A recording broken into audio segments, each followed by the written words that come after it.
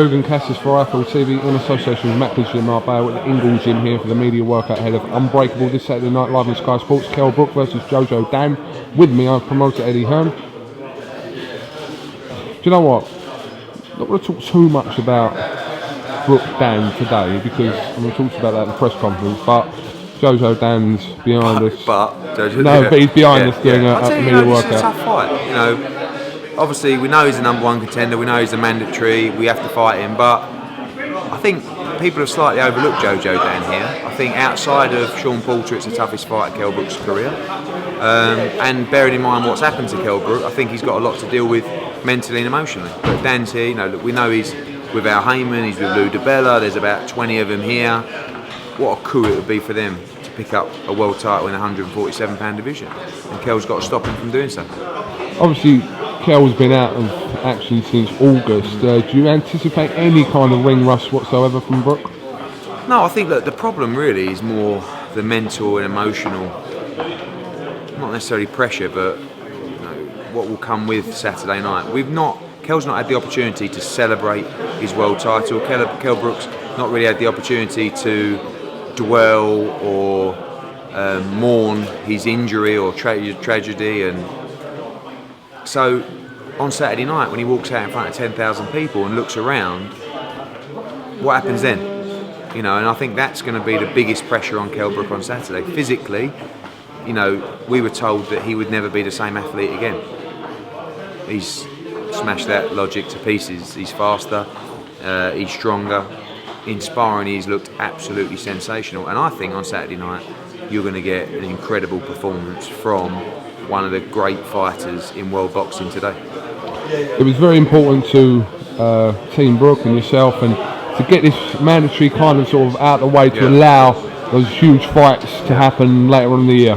Well, after March the 11th, I think it was, we weren't allowed to take another fight other than Jojo Dan. So KELL wasn't going to be ready before March 11th, so we had no real choice anyway. But as it happens, it's a good fight for KELL BROOK to come back from. It's great to get the mandatory out of the way, and once Saturday night's dealt with, touch wood, the world is KELL BROOK's oyster. He can fight anyone he wants, and everybody wants a shot at the world title. You know, whether it's Marquez, whether it's Rios, whether it's a big fight with Thurman. You know, these are the great fights that you can expect for KELL BROOK in the summer. But really, it's all about the focus on Saturday night. Okay, we'll talk more about this on Thursday. Right, recently you've announced what you're hailing is a super show on. Oh, I'm hailing it. Do you like it? Yes, I do like it. Good. May the 30th, we'll see Kevin Mitchell get another chance at getting a world title against Jorge Linares, three-time world champion already and current WBC champion, Selby Gradovich, Joshua Johnson. Great card. Are you looking to add, obviously, more to it? Yeah, it depends really what comes up over the next couple of weeks. I'd like to add. I mean, one thing's for sure, there'll be more title fights added. Hope another world title fight as well. It's just a case of putting that together over the next couple of weeks. But as it stands, even right now, it's a belter. So yeah, just seeing what can be added over the next couple of weeks. Is it a possibility that this show could be a pay-per-view show? Depends what's added. I think as it stands now, is it pay-per-view? I think that the feedback from the hardcore is that it's a great card. Obviously, you know, the news filtering through today that Sky have picked up Pacquiao versus Mayweather. So you know, that's just 4 weeks prior to that. So I don't know is the answer. I don't know. I think with Mitchell against Linares, with Selby against Gradovich, with Joshua against Johnson, that's only the first 3 fights. So you know, with 3 or 4 title fights, maybe another world title fight, you know, I think it's credible, very credible pay-per-view card, but the card's not complete, and we won't make a decision with Sky until that is. Obviously, that April the 25th date, which was penciled in, and announced apparently, tickets on sale. You know, it's your sometimes your own downfall that you give out this information. Yeah. Well, as I said, you know, April 25th is the date that we would like to make James DeGale against Andre Durrell. We lost the purse bids, so obviously we can't do the fight on April 25th. There was no announcement of a show.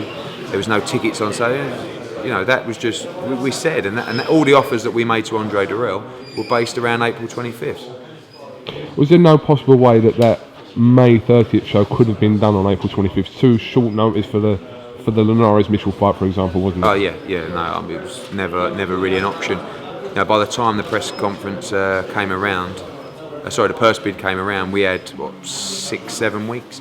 We got to build this show. Obviously, we're paying Linares and Gradovic a lot of money, so we got to make sure we sell that place out, and we need the right build up, and we need the right lead time. April 25th, are you losing a date there and gaining one on the May 30th, or was you going to get one on the May 30th anyway? No, we were going to go on April 25th. Now we go on May 30th. Obviously, we're May the 9th in Birmingham as well. So no one really loses out or anything like that. It's just been moved to a different date. Has there been any development in the QUIGG Frampton negotiations? It's been slow, to be honest with you. It's been a little bit frustrating, but I do have a meeting with the McGuigans tomorrow, and hopefully we can push on now. And I think obviously they've got to be given the opportunities to see what their broadcaster wants to bring to the table, and vice versa. We did that a couple of weeks ago, and I think hopefully we'll hear some news of that tomorrow. So hopefully by the end of tomorrow we know really where we stand in terms of how quickly this is going to move forward, or whether it's even going to move forward at all. But you're confident, obviously, that you can have sort of a sensible civil discussion. Yeah, and definitely get be forward. civil, it'll definitely be sensible, but whether we can agree terms or not is another thing. I believe everyone wants to fight, from me to Scott Quigg to Carl Frampton to Barry McGuigan to Jake McGuigan to Shane McGuigan to Joe Gallagher. So hopefully we can find some common ground. It's not going to be easy, as these super fights never are, but I'm hoping that everyone can be sensible enough to get it made. Obviously, like, these fights have happened as soon as possible for the summer, but is there a possibility it could be later on in the year, September time? Yeah, not ideal, because I think the fans want to see it next. I think, if Scott Quigg was to have a voluntary and Carl Frampton was to have a voluntary, I think people would be disappointed. I think now's the time for the fight to be made. And we don't really want Scott Quigg to have a fight in May or June. We want him to go straight into the Carl Frampton fight. Things can happen in fights. You can get beat. You can get injured. You could not look as good, and you can devalue the fight. Do you know what I'm saying? So right now, it feels like this is the right time. So hopefully, you get made. I'm going to ask your opinion on Princegate. Oh, Prince Patel, yeah. Prince Patel. I like Prince Patel. I'm not sure I like him, but I don't mind what he's trying to do. I think, sometimes you have to be a little bit different to stand out. I think that he's a fighter that's fighting, on smaller hall shows, and through your platform has made a little bit of a cult name for himself. So I don't really mind what he's doing. I don't know him personally, whether that's the real him or. But I like he's got some front. Steve Goodwin phoned me up, I think last week, and said, would you be interested in talking to Prince Patel? And I think he had a chat with him and said he's signing with Frank Warren, but let's meet Eddie Hearn and try and drive the money up. I like it. He's a very confident character, So I don't think, from what I know and what I've heard, I don't think he's that great as a fighter. He can obviously fight, but in terms of the way he's talking, do you know what I'm saying? Yeah. But it's going to be a lot of fun watching him develop, and who knows? I originally phoned Steve Goodwin to try and make the fight with Charlie Edwards on May the 30th, but it was too early. It's too early for Prince Patel, because it can be built up, and one day that'll be a big fight, probably for the British title, if Prince Patel gets to that level. But I don't mind. Yeah, sometimes it's like Tyson Fury. People say, "Oh, what do you think? Bad for the game?" No, listen. Sometimes they say some things they shouldn't, but at least they're personalities. At least they're characters. As a promoter, sometimes you sit in a press conference and ask a fighter to say a few words, and he says, "It's been a great camp. Looking forward to Saturday." That's not ideal. I'm not asking everyone to go out and be a loudmouth, flash Harry, but every now and again, it's okay as long as you can fight. That's the key.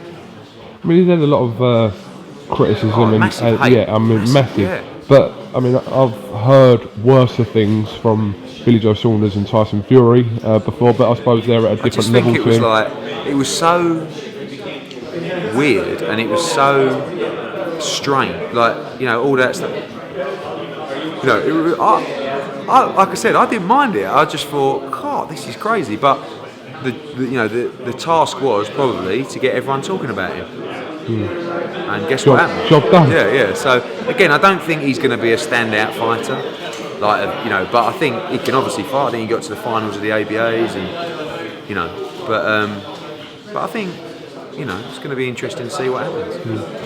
I understand Mr. Froch will be present in Sheffield. He will be this weekend. Been talking to him recently about potentially. Yeah, non-stop. Of course, you know, we've got the Andre Ward situation. It's been ongoing with BoxNation. Carl is up for that fight. It's not really a fight that we were looking at, but if we have to have it, he will have it. But of course, he wants it in Nottingham. And I think with Ward being out for 2 years nearly, it's a great time to fight him. Very tough fight. Andre's a brilliant fighter. Still love the Chavez fight, but no concrete plans in terms of what's next. I am under the assumption that a date and venue for De Gaull's fight is nearing. We will. Yeah. I think you'll get the announcement tomorrow. Middle end of June, somewhere down the East Coast. Probably announced tomorrow. Middle to end of June. May. Sorry. Middle end of May. Yeah. I was going to say my sources were incorrect. Yeah. Your source was me. So, but middle end of May, down the East Coast. It'll be a big night. So potentially, I mean, May is phenomenal. There could be 3 new world champions, British world champions. Maybe more. Really?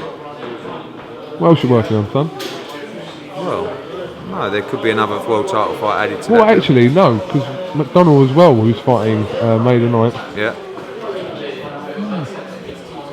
He's already a world champion, though. Yeah, okay. All right, let me ask your opinion. No. Let me ask your opinion about this. The tweets that were coming from whose account was it coming from, where they were trying to clarify who they consider the WBA champion, who they don't consider a WBA champion. What are you talking about, in the welterweight division? Not in the welterweight division, in the bantamweight division. The WBO. So the WBO's, I think there's a bit of beef between the WBO and the WBA. So WBO is saying, well, actually, the WBA champ, i.e. super champ, is Carlos Payano. Yeah. So, is this a unification? And look, at the end of the day, McDonnell against Kameda is a great fight. So whether it's for the WBA, WBO, both of them, I'm happy for whatever it's for, because it's a great fight. It's a great opportunity for Jamie McDonnell. It's live on Sky Sports. It's live on CBS. Massive. So the answer is I don't know. That's not really. It's not my fight. I'm not promoting that fight. So we'd love it to be for both titles. If it's for one title, if it's for Jamie's title, great. If it's for the WBO title, not a problem. But it's this ongoing situation regarding that WBA situation, isn't there? I think there seems to be some unity at the moment between the WBA, the WBC and the IBF, and then the WBO sits over here. So there's obviously some kind of, not beef, but sort of unsettled vibes between the governing bodies. I don't really get involved. Listen, just make great fights, and Kameda against McDonnell's a great fight, so we'll see how it plays out. Will John Ryder feature on your May 30th show? Yes. And you've hinted at a big fight for John Ryder? Yeah, I mean that was before the Nick Blackwell fight got ordered by the board. Still a big fight, but we did have other plans for John. But that'll probably go to purse bids now, so that's a fight I'd love to add to the 30th. If not, we've got a couple of people standing by. And what about Scott Cardle? Because he's also... Yeah, Scott Cardle against Craig Evans, that's a fight we're trying to make as well. Maybe that'll go to purse bids as well. Hopefully not, hopefully we can get that made, because I think Scott's been waiting long enough. Alright, just to end on, your show's coming up, Sheffield 28th, Newcastle 4th, Leeds 11th. That's it for April. Correct. May 9th. Birmingham, and also Ricky Texas, Burns and McDonnell. May the 30th. May the 30th. No other shows in May, No. Okay. So, and then going into... Well, you try and get your holidays sorted. I am actually. So going into June and July is still... Yeah, I mean June 20th is a possible date for QUIGG FRAMPTON. Just remember what I said there, a possible date. I haven't just gone on sale with that, so if that doesn't happen, don't start tweeting me saying, I've booked the hotel and flights, So yeah, there you go. And what's the possible date for Froch? middle end of June, possibly July. Brook in July as well. Probably the back end of July though for Brook. What, are you planning on going away early July or something? No, I'm just saying he's fighting now, so I'm assuming it'll be. It depends what happens on the night. Okay. Anything else you want to tell us? No. That's it? Because I heard a lot more in that car than I have here. What did you hear? Oh, I think that's enough for today. I heard a lot more. Did you? Heard a lot more. Anyway, Okay. not for the listeners. Alright, well listen, Eddie M, thanks for talking to IFL TV, and we will catch up with you. Roll on Saturday night. Roll on. I cannot wait. Press conference in a way in the head. Thursday press conference, Friday. Wayne. Thank you very much.